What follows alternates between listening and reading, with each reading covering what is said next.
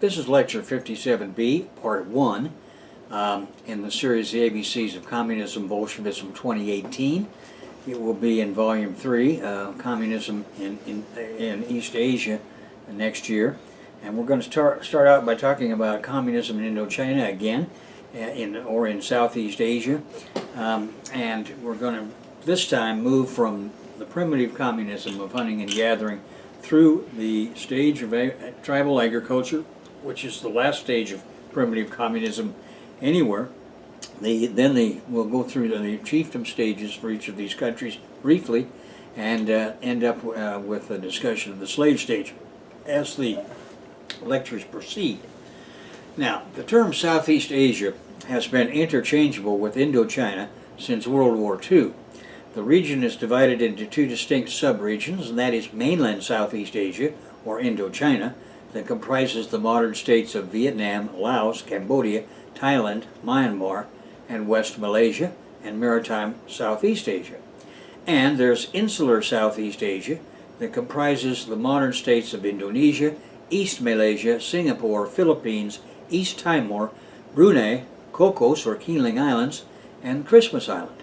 Herein, we will be concerned with the former. Now, mainland Indo-Chinese late Paleolithic technology is typified by the Nguam industry and Sanvi culture, as we mentioned in the last lecture. Now, these date from 28,000 BC to 8,000 BC.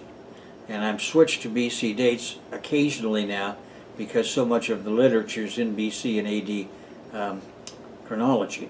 The transition from broad-spectrum wild resource exploitation to reliance on cultivation and agriculture is seen in the Wa Bin and Bak Son cave sites.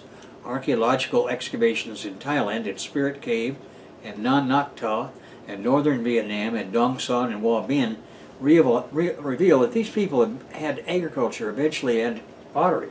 Now, the Sanvi culture, 28,000 to 14,000 BP, the Mesolithic Wabinian of 14 to 12,000 BP, and the Neolithic Bak Son culture of 12,000 to 10,000 BP, the Quan Van culture, 10,000 to 8,000 BP, and the Da But culture, 6,000 to 5,000 BP, are the best known cultural manifestations as of the moment here in 2017.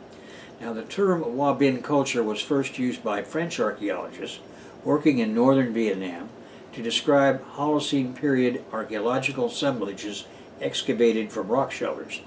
The related English adjective Wabinian has become a common term in the English-based literature to describe stone artifact assemblages in Southeast Asia that contain flaked, cobble artifacts and date from 12 to 4,000 years ago.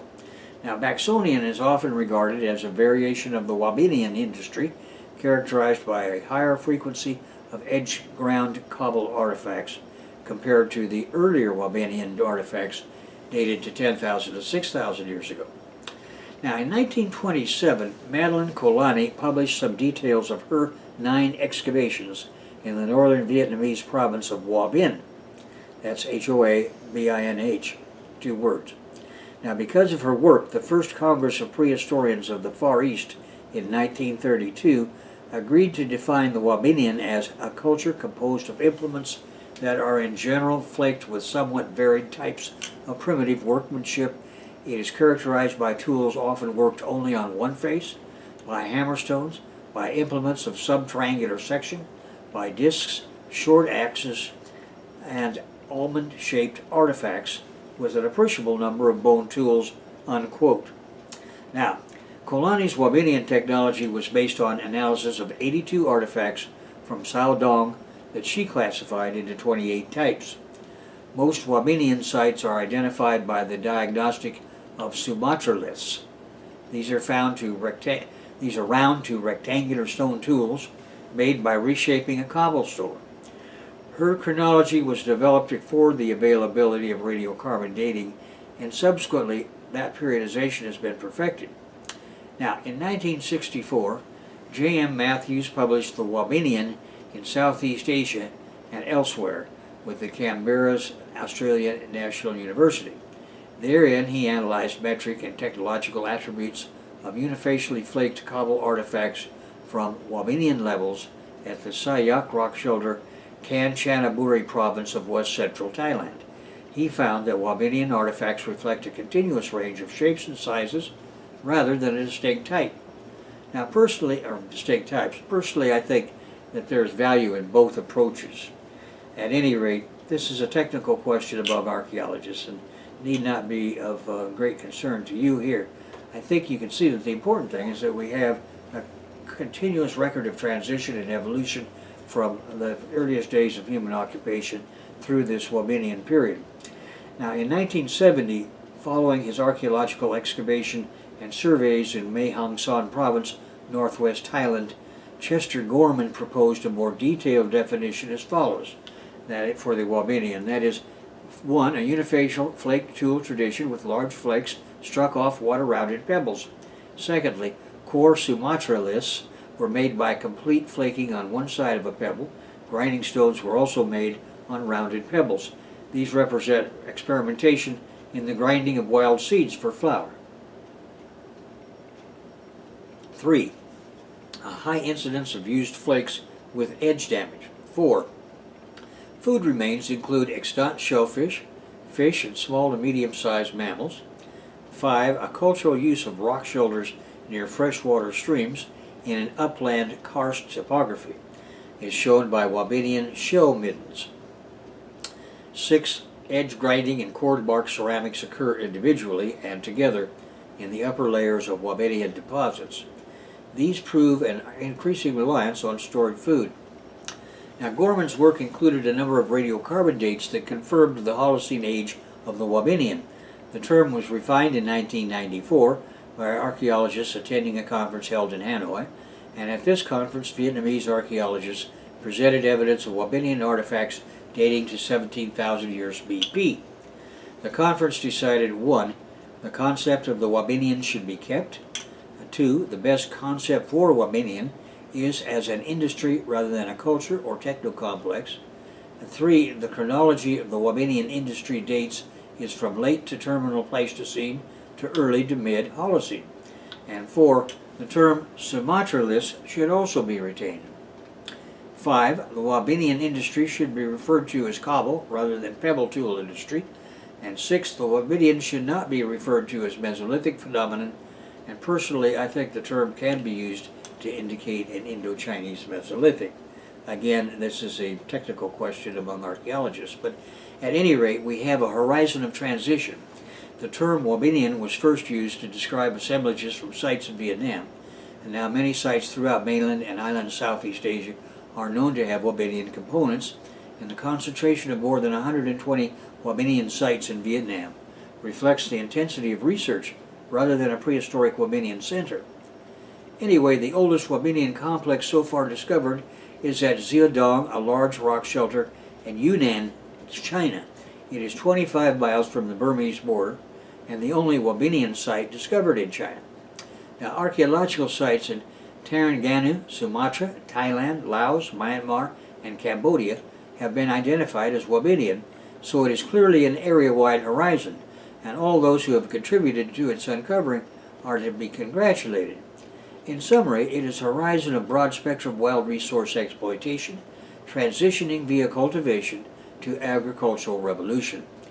Recent archaeological research indicates that variation in Wabinian artifacts across regions are largely influenced by local, region-specific proximity to resources and changes in environmental conditions locally.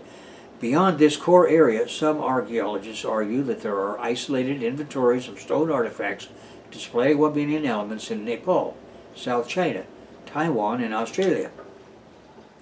Now, Wabinian plant and animal domestication looks like this. In 1971, Chester Gorman reported that Spirit Cave included remains of prunus, that is almonds, betel nuts, broad beans, peas, bottle gourds, Chinese water chestnuts, pepper, butternuts, candle nuts, and a cucumber. And then I give the scientific genus and species names for all of those. We don't need to do that here. These remains were found in layers dating 9,800 to 8,500 BP. None of the recovered specimens differed from their wild phenotypes. Thus we have proof of Indo-Chinese wild resource collecting from a broad spectrum of wild plant resources. The logical next steps to such a mode of production are cultivation and then agriculture. Gorman suggested that these might have been used as foods, condiments, stimulants, and for lighting. He points out that leguminous plants in particular point to a very early use of domesticated plants. He later wrote that whether they are definitely early cultigens remains to be established, but what is important, and what we can say definitely, is that the remains indicate the early, quite sophisticated use of particular species, which are still culturally important in Southeast Asia. In 1972, W.G. Solheim, as director of the Spirit Cave Project, published an article in Scientific American magazine discussing the finds from Spirit Cave. While Solheim noted that the specimens may merely be wild species gathered from the surrounding countryside, but the inhabitants at Spirit Cave had an advanced knowledge of horticulture. So, Solheim's chronological chart suggests that incipient agriculture began by 22,000 years BP in Southeast Asia, and he also suggested that ceramic technology was invented at 15,000 BP, and Spirit Cave has ceramics after 8,800 BP. In 2004, Professor Viet focused on Wabinians in Vietnam. Within his wide-range study of this area, Da Butt is a site he works on that is dated to about 5th to 6th millennium BC, to the end of the 3rd millennium BC. Within this site, Viet sees that the foods Wabinians mostly focus on are mountainous shellfish, nuts, and fruit. Interesting enough, the site even shows a new shellfish species that they consumed and as yet unnamed species of freshwater clams of the Corbicula species variety. These are species known to live in swampy areas and lakes. So the food sources Wabinians gathered from there were from the following environments: limestone rock mountains, delivering land snails and small mammals; mountain water resources like streams, small rivers, swamps, and lakes providing snails and fish; and finally, valley earthen surfaces giving nuts, fruits, fungi, vegetables, wild cereals, and wild mammals. Now, as for Wabinian stone tools, in 2008, Marwick described a Wabinian assemblage experimentally identifying variables using useful methods and analyses. He described a new method for the dorsal cortex location of a flake. This method was especially useful in determining reduction intensity. In 2000 and 2006, Xu Kongdej applied behavioral ecological models on lithic assemblages found in Tom with a low intensity of occupation and mobility. Over 10 years of research has been done at the Mon Bok site in Bok Lien Hamlet, Yen Ton Commune, Yen Mo District, Ninh Binh Province, and it dates from 4,000 BP to 3,500 BP. Mon Bok site stratigraphy shows 3 cultural layers with 2 developed periods. There are funeral goods in the burials, such as beads, bracelets, earrings, ceramics, and cypridae snails. The latter have been considered to be used as primitive money. Therefore, the ancient Mon Bok inhabitants may have had the perception of the living life after death in the same way. Besides, funeral goods could be help us to know Mon Bok and ancient social organization. Mon Bok residents had houses made of wood in post holes and a central fireplace. Its settlements are in intercultural location between the Hong River Plains and the Delta and coastal plains of Ma and Chu rivers. The Mon Bok settlements were intercommunicative along the coast. Mon Bok tribal agricultural mode of production featured people who were now primarily reliant on plant domestication via cultivation and on wet rice growing. Alongside this mode of production, they were raising cattle, pigs, and chickens. The Mon Bok inhabitants supplemented this Neolithic lifestyle by freshwater and marine fishing, as well as hunting animals and simply gathering vegetation. Ceramic handicrafts played an important role with stone tool making, thread twisting, textile, and knitting. The basics of agricultural development, along with exploiting and expanding the sea in Ninh Binh province, constituted the new mode of production, and there are various types of ceramics, decorative motifs, bracelets, stone earrings, or exotic earthen animals recovered from the ideological sphere. Their economic development was intercultural, with the Kalimpang West Center in Sulawesi Island and with Indonesia and Highland South Vietnam. Trade extended to the northeast Korat Plateau in Thailand and to South Korea.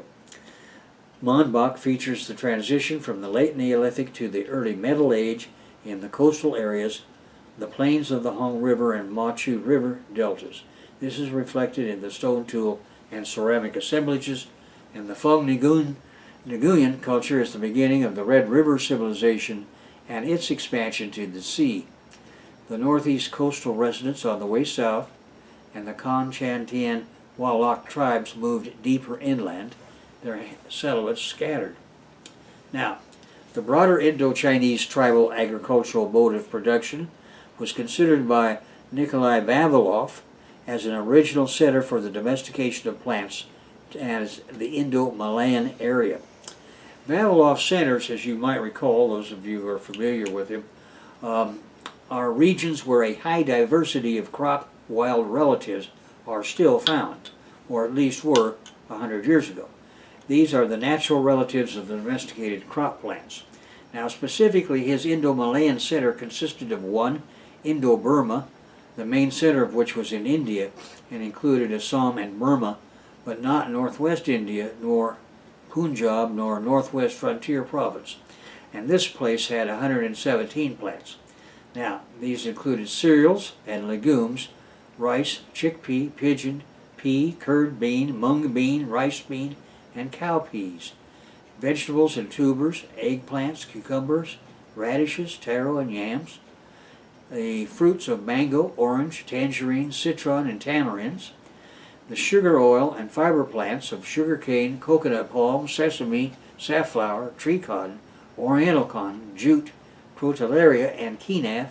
And finally, the spices or stimulants, dyes, and miscellaneous hemp, black pepper, gum arabic, sandalwood, indigo, cinnamon tree, croton, and bamboo. Now, secondly, Vavilov had his Siam Malaya Java Indo-Malayan Center, including IndoChina and the Malay Archipelago, with 55 plants. And these come from three different groupings of cereals and legumes, jobs, tears, and velvet beans. The second being the fruits of pumelo, banana, breadfruit, and mangosteen, and the third oil, sugar, spice, and fiber plants of candlenut, coconut palm, sugarcane, clove, nutmeg, black pepper, and manila hemp. Now, the fact that Vavilov later fell afoul of Joseph Stalin over the Lysenko affair, I explained in Volume 1. And to recap, for those of you that may not recall it, it was an understandable error at the time on Stalin's part, given the then current failure to recognize the location of the mechanism of heredity in the chromosomal DNA of a plant. Now, that having been said, the late Professor Stephen Jay Gould has explained the details of this mistake in the then current debate in Natural History magazine. And at any rate, Vavilov's great work in bringing these precursor plants to the Soviet Union expedites our study of their domestication. Now, leaving primitive communism, we have the stage of simple chiefdoms. The earliest immigrants may have been ancestors of the Australo-Melanesians, the Aboriginals, Negritos, and hill tribes. Eventually, these stocks occupied caves, rock shoulders, and isolated upland regions in Vietnam, Thailand, and the Philippines, and some remote islands such as the Andaman Islands. The Austroasiatic populations are the Mon and the Khmer.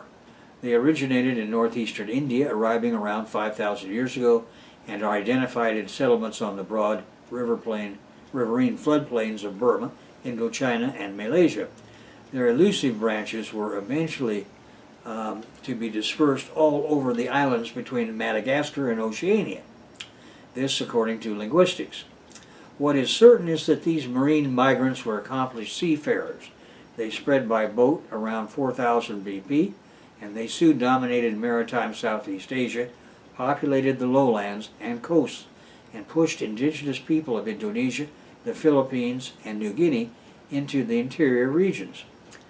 Urban regimes in both insular and mainland Southeast Asia I characterize as slave stage kingdoms, and they occurred by around 2,500 years ago and developed an economy based on surplus producing agriculture. These early kingdoms engaged in coastal trade of their products. They traded these with Indo-Chinese polities, including the Phyu city-states in the Irrawaddy River Valley, the Ban Lang in the Red River Delta, and the Funan along the lower Mekong. The Ban Lang Kingdom was founded in the 7th century BC and endured until 258 BC under the rule of the Hongbang dynasty. It was part of the Dongsong Empire and had a dense, stratified population with an elaborate bronze industry. Intensive wet rice cultivation and an ideal climate enabled the early tribal stage farming communities to produce a regular crop surplus.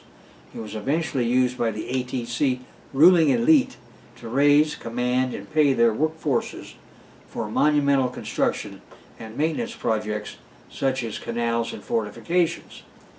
Through millet and rice cultivation was the economic mainstay, that is, though millet and rice cultivation was the economic mainstay in the advanced theocratic chiefdoms by 4000 BP, hunting and gathering remained important, and this was especially true in the forested and mountainous island areas where tribal communities continued their lifestyle. Now, by 60,000 BP, the first human inhabitants of Australia made the crossing from Southeast Asia. By 4000 BP, the water buffalo was domesticated somewhere in Southeast Asia, and the red jungle fowl was domesticated as poultry. The stage of advanced theocratic chiefdoms is known from the ATC Phum Nguyen culture in modern northern Vietnam and the ATC Ban Chiang site in modern Thailand, which feature the earliest use of Indo-Chinese copper by 4000 BP. They gave rise to the Dongsong culture in 2500 BP, and Dongsong had a highly sophisticated industry of bronze production and processing, which takes us to the stage of slavery, because from these the first slave stage kingdoms emerged. Their territory was rich in natural resources and enslavable human resources. These kingdoms were the Funan in the lower Mekong and the Ban Lang in the Red River Delta. With smaller and tributary polities, they engaged in a rapidly expanding sea trade. Maritime Southeast Asia, like Borneo and Sumatra, was a patchwork of recurring land-sea routes with widely dispersed islands and archipelagos. Mainland Southeast Asia has had continuous rugged and difficult terrains that nevertheless allowed the early slave stage kingdoms to evolve into the Khmer and Mon slave stage empires. The extensive coastline and the southeast flowing major river systems focused trade activities toward the Indian Ocean and the South China Sea. These were the Irrawaddy, Salween, Chao Phraya, Mekong, and Red Rivers. Now in Laos, which is named for the Lao people, which are currently the largest ethnic group in Laos, the major archaeological site is located near Phon Savan in northeast Laos. The highest point in Laos is 9,000 feet at Phu Biat. As you know, archaeological evidence proves Indochina was occupied by Homo for at least 2 million years, so we can assume Laos is included. The first archaeological explorations of Laos began with French explorers acting under the auspices of the French School of the Far East. Because of the U.S. war against Indochina, it was the 1990s before archaeological effort began again in Laos. Now, since 2005, the Middle Mekong Archaeological Project has excavated, surveyed numerous sites along the Mekong and its tributaries around Luang Prabang in northern Laos. And in 2009, an ancient skull was recovered from the Tam Pa Leng Cave in the Annamite range of mountains of northern Laos, which was dated between 63,000 and 46,000 years BP. And then in the Neolithic stage of tribal agriculture, Neolithic archaeology begins with the Neolithic culture that evolved by 10,000 years ago. Archaeological evidence suggests that agriculture developed in Laos 8000 to 4000 BP. Now this includes the Wabinian culture that you will recall is named for an archaeological site in northern Vietnam. And these Wabinian broad-spectrum wild resource hunter-gatherers had spread throughout much of Southeast Asia, including Laos. And their descendants produced the first pottery in Laos. In time, they supplemented their hunting, fishing, and gathering with horticulture, and that evolved into rice cultivation. The rice may have been introduced down the Mekong River Valley from southern China, and these people were the ancestors of the present-day upland communities, collectively known as the Lao Tong or Upland Lao. In summary, this is the time when we first have the first evidence of ceramics and farming. Hunting and gathering Wabinian societies had settled in, and not long thereafter, rice cultivation was introduced from China. This tribal agricultural stage must yet be filled out, as well as the first of the transitional stage, that is, of simple chiefdoms. At any rate, advanced theocratic chiefdoms occur in Laos, where we have the most remarkable megalithic remains on a site called the Plain of Jars. The Plain of Jars was nominated to the tentative list as a UNESCO World Heritage Site in 1992, and unexploded ordnance has continued to be removed from the site since 1998, which makes it kind of a tough place for archaeologists to work, because you make the wrong step and you may end up dead. The jars are stone sarcophagi dating from the early Iron Age of 2500 BP to AD 800, and they contain human skeletal remains, burial goods, and ceramics. Some sites contain more than 250 individual jars. The tallest jars are 10 feet high. Little more is yet known about this megalithic culture. However, megalithic cultures in general are advanced theocratic chiefdoms. The jars and iron ore in the region suggest that high-ranked people ordered their creation and grew wealthy from overland trade.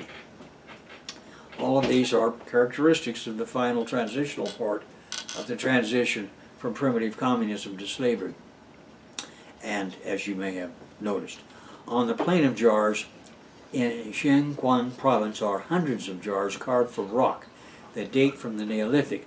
Jar Site 1 is the main site and is known for the mysterious Neolithic stone jars that were burial urns. Stone columns in Huafan province date from this period and are another indication that a transition to the advanced theocratic chiefdom stage had begun. Now, the slave stage in Laos is known best as the Phyu Kingdom, which was located in Laos, modern Cambodia, as well as along the coast of southern Vietnam and southern Thailand. From the 8th century BC to the 2nd century AD, another inland trading society emerged on the Xiangwang Plateau. By the 2nd century AD, Malayo-Polynesian settlers in what is today southern Vietnam established a rival kingdom known as Champa, CHMPA. This was also a class-divided, state-organized kingdom, and these people established the first settlements near modern Champa Sak, Laos. In the 6th century AD, Funan forced the Champa people out of the Champasak region. Then the Chenla, an early Khmer ATC, established another kingdom in Laos.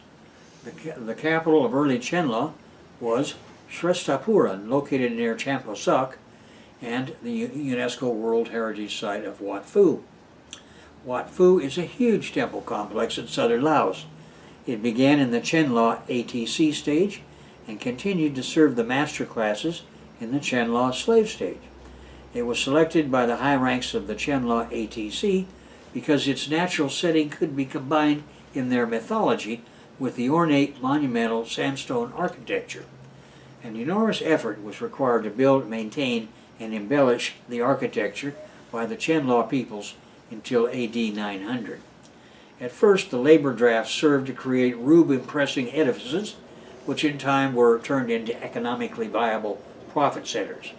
As in all similar cases around the globe, it served as a labor time dump, keeping that out of the hands of the local bosses who would use it to plot against the king.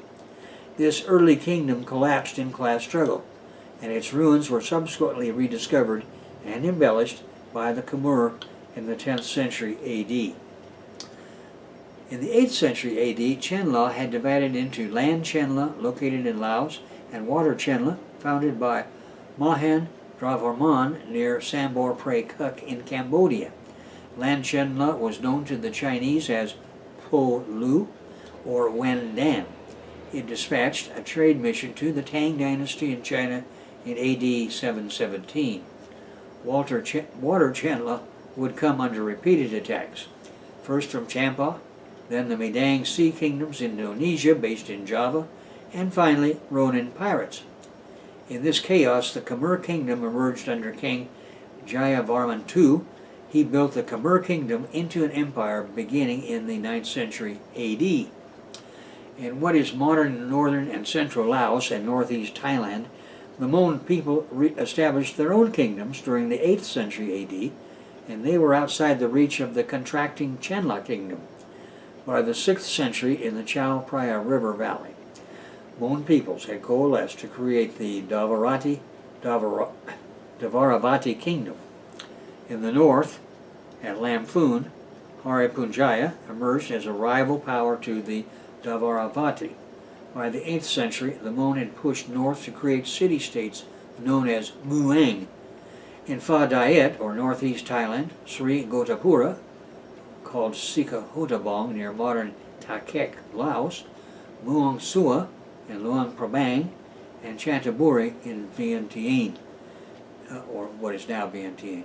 In the 8th century AD, Sri Gotapura, or Sikhotabong, was the strongest of these early city-states, and it controlled trade throughout the middle Mekong region. The city-states were loosely bound politically, but were culturally similar and introduced Theravada Buddhism from Sri Lankan missionaries throughout the region. Now we move on to Myanmar, or Burma. From 13,000 BP, Upper Paleolithic people lived in the Hlin caves situated in Yawagan Township in southern Shan. From 8,000 to 4,000 BP, Neolithic people lived in central Burma, Kachin State, Shan States, Mon State, Tanathaya region, and along the bank of the Chinwin and Ayeyarwady rivers. In 3,500 BP, we have evidence of copper and bronze works, rice growing, domesticating chickens and pigs in the Irrawaddy Valley. After 2,500 BP, there are iron working settlements south of present-day Mandalay. And in 2,200 BP, the Phyu people entered the Irrawaddy Valley from Yunnan.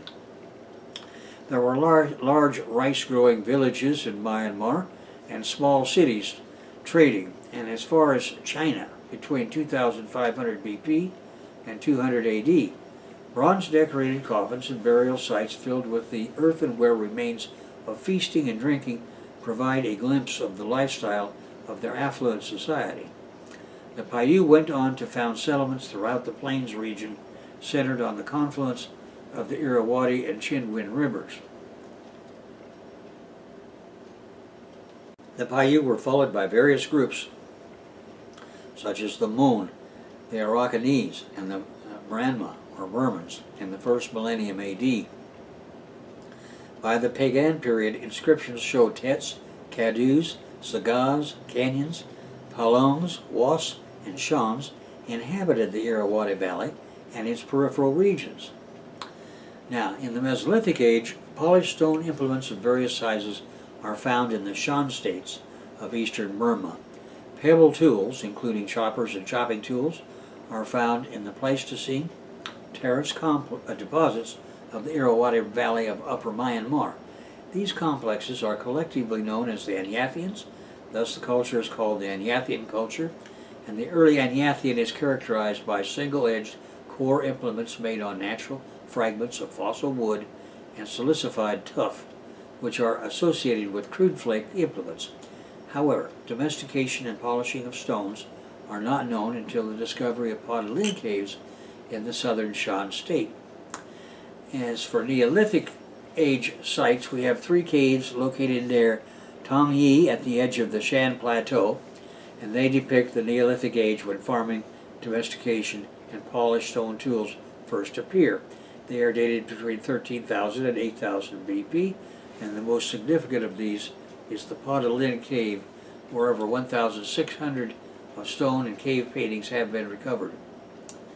These paintings lie from 10 to 12 feet above the floor level, depicting figures in red ochre of 2 human hands, a fish, bulls, bison, a deer, and an elephant. The paintings indicate that the cave was used for animistic rituals. The Buddhist Burmese use of cave worshipping originates from this earlier animist period.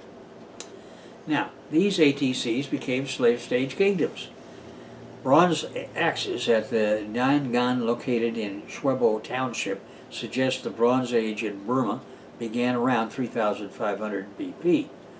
This was the same time as the earlier stage of bronze production in all of Indochina, and this period spans from 3500 to 3000 BP.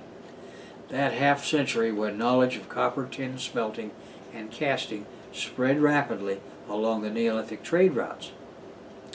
Another site is the area of Tongtamon near the Irrawaddy River within the walls of AD 1700's capital. Amarapura was occupied from the late Neolithic through the early Iron Age by 500 BC. Trade by barter began in this age. Bronze Age cultures evolved into Iron Age cultures in Burma. This era saw the growth of agriculture and access to copper resources of the Shan Hills, semi-precious stone and iron resources of the Mount Popa Plateau, and the salt resources of Hlin. The wealth is evident in grave items bought from Chinese kingdoms. People of this area buried their dead with decorative ceramics and common household objects such as bowls and spoons. The Phyu people were the earliest inhabitants of Burma with historical records, that is, written records.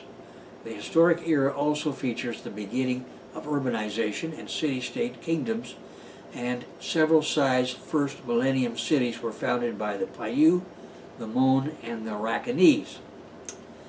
The Phyu Kingdom began as a group of city-states that existed from the 2nd century BC to the mid-11th century AD in present-day Upper Myanmar. These city-states were founded during the 1,000-year southward migration of the Tibeto-Burman-speaking Phyu. The 1,000-year period, often referred to as the Phyu Millennium, links the Bronze Age to the beginning of the classical states when the Pagan dynasty emerged in 875 AD. Now, these city-states were 5 now excavated major walled cities and several small towns, and all of them were located in the 3 main irrigated regions of Upper Burma, which are the Mu Valley, the Kayauksi Plains, and the Minbu region around the confluence of the Irrawaddy and Chinwin rivers. They all engaged in overland trade between China and India, and the Phyu Kingdom expanded south after its unification of these city-states. Hlin was founded in the 1st century AD at the northern edge of Burma, Upper Burma. It was the largest and most important city until around AD 700, when it was superseded as largest by Sri Ksetra near modern PA at the southern edge of Burma. Twice as large as Hlin, Sri Ksetra was the largest and most influential Phyu city. Phyu trade was mainly with Indian polities. Accordingly, Phyu imported Buddhism as well as other Hindu cultural, architectural, and political concepts, and the Phyu calendar was based on the Buddhist calendar, later becoming the Burmese calendar. The Phyu script seems based on the Indian Brahma script, and thus the source of the Burmese script. The millennium-old civilization came crashing down in the AD 800s when its cities were destroyed by repeated invasions from the Ranma Burmans of the Kingdom of Nanzhao. They set up a garrison town of Pagan at the confluence of Irrawaddy and Chinwin rivers. Phyu settlements remained in Upper Burma for the next 3 centuries, but were gradually absorbed into the expanding Pagan Empire. The Phyu language still existed until AD 1175. By AD 1275, the Phyu had assumed the Burman ethnicity, and the histories and legends of the Phyu were incorporated to those of the Burmans. And then we have the Mon Kingdom, or Mon. The Mon Kingdom was formed after the Haribunjaya and Davaravati kingdoms, now located in modern Thailand, entered present-day Lower Burma in AD 500. The Mon Kingdom itself began as two large city-states of Pegu and Thailand in AD 850. In a voyage of AD 844 to 848, Arab geographers reported the Kingdom of Lower Burma. The Mon practiced Theravada Buddhism. The kingdom was prosperous from trade. Thailand is probably the fabled kingdom of Suvarnabhumi, or Golden Land, that was reported by Indian Ocean traders. And the Burmans, who had come down from the early 9th century Nanzhao raids on the Phyu Kingdom, had had an advance guard of immigrants entering for several centuries. Anyway, once their main forces arrived, they remained in Upper Burma. Like the Phyu, their original homes before Yunnan were in present-day Qinghai and Gansu provinces. After the Nanzhao attacks had greatly weakened the Phyu Kingdom, large numbers of Burman warriors and their families entered the Phyu realm in the AD 830s and 840s. They settled at the confluence of the Irrawaddy and Chinwin rivers, and they helped Nanzhao pacify the surrounding countryside. Over the next 200 years, this small polity gradually grew to include its immediate surrounding areas. It then expanded until it was 200 miles north to south and 80 miles east to west. In AD 1044, it took Anrathta, and Burmese written history begins with Anrathta's accession. Now, in Thailand, the New Stone Age is 13,000 to 4,000 BP, and its Neolithic follows the terminal Epipaleolithic periods. It features the beginning of farming, ending when metal tools became widespread. At the Khao To Chong rock shelter in Krabi, archaeologists have found evidence of a change in diet leading to domestication. Neolithic culture appeared in Mai Hong Son, Kanchanaburi, Nakhon Ratchasima, Ubon Ratchathami by about 13,000 BP. People pioneered wild cereal use, which then evolved into true farming.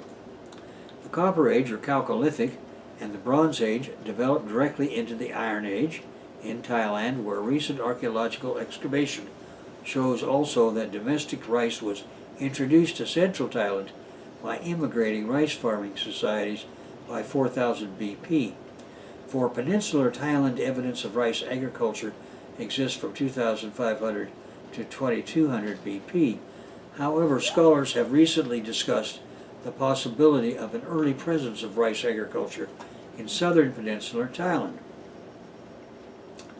Early Neolithic farming was limited to a narrow range of crops, both wild and domesticated, which included betel nut, bean, pea, nut, pepper, cucumber, and domesticated cattle and pigs, the establishment of permanently or seasonally inhabited settlements, and the use of pottery. In IndoChina, the independent domestication events led to their own regionally distinctive Neolithic cultures arising independently. The Neolithic tribal agricultural sites are Spirit Cave, an archaeological site in Pang Mapha District, Mae Hong Son Province, northwest Thailand.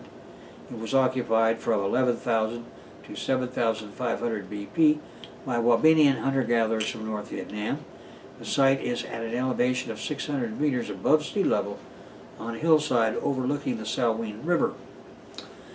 Lang Kanan Cave is a limestone cave site in Muang District, Kanchanaburi Province, facing northeast, 350 feet above sea level. The cave is about 4 kilometers from the Quai Noi River. Analysis of faunal remains of the cave shows it to be one of many temporary camps of the seasonally mobile hunter-gatherers occupied during the late Pleistocene and early Holocene. The Wang Bo Dai is an archaeological site area in Sayak District of Kanchanaburi Province, western Thailand, that dates from 6,500 to 5,000 BP, where many stone tools have been found in caves and along the rivers. Ba Chiang is an archaeological site in Nong Han District, Udon Thani Province, and thermoluminescence dating of the artifacts gives 6,420 to 5,400 BP dates. Kanak Panam Dai is in southeast Thailand near the floodplain of the Bang Pakong River in Chonburi province. This site was populated from 4,000 to 3,500 BP. It has 7 mortuary phases which were identified in the excavation, including 154 graves, which yielded abundant archaeological remains, including fish, crab, hearths, post holes, and the burials of adults and infants. Changing in mortuary practices and isotopic analysis of strontium, carbon, and oxygen within dental remains proves that inland agriculture evolved from the coastal hunting and gathering phase. Furthermore, the isotopic studies showed that in earlier phases, the female inhabitants of the site were immigrants from both inland and coastal areas, while males were raised locally. This localization of the immigrants occurred during Phase 4 and later. This was the period that featured intensified rice growing. Khao Rakian is a Ratapum district, Songlok province of peninsular Thailand. The cave was excavated in 1986 by the Fine Arts Department and revealed Neolithic ceramic stone tools and human skeletal remains. The Chiefdom transition period features the smelting of copper with tin. The first phase of this development occurred during the stage of simple chiefdoms. These people were using naturally occurring outcroppings with ores containing both copper and tin, and from these ores they began to cast bronze. Later, these simple chiefdom specialists, having learned the secret of alloying copper and tin, began alloying these elements from different sources to cast bronze. The earliest appearance of primitive tin bronze in Thailand is in the 7th millennium BP. Ban Chang is a site where bronze artifacts have been discovered to 4100 BP, and the earliest grave was about 4100 BP, the most recent grave about AD 200. The evidence of crucibles and bronze fragments have been found in this area, and these bronze objects include ornaments such as spearheads, axes and adzes, hooks, blades, and little bells. And that is going to conclude this particular lecture, and we're going to continue this discussion of advances to the slave stage from the ATC in the next lecture.